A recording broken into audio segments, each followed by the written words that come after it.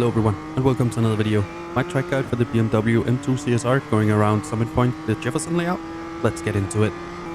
Turn 1 is a place where people will try and overtake you in the race, but when qualifying be on the left side of the track.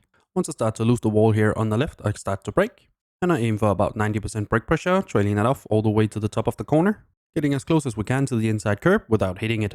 You can use third here, but I use second. I feel I get a bit more acceleration out of it. Because I'm using second, I need to be a little bit more smooth with the throttle inputs. Once we start to go a little bit up the hill, we start to accelerate again. We need to be really smooth with the throttle application. Then we want to cut the first inside curb of turn 2. And as we cross the middle of the track, we want to brake a little bit, no more than 10%. Cutting the second curb as well, ending up in the middle of the track for turn 3. I don't have a clear good braking marker for turn 3, but this is just about where I start to brake.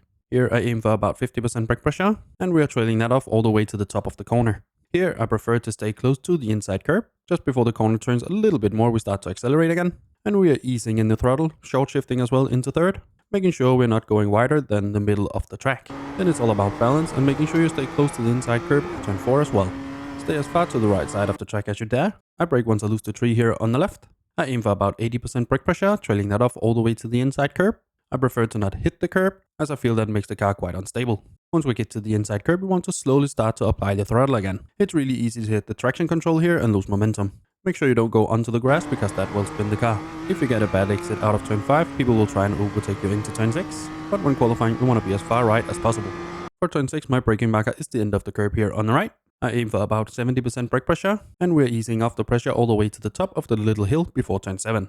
I prefer to take a tighter line here, getting close into the inside curb of turn 6, and then I aim for just about mid-track before turn 7.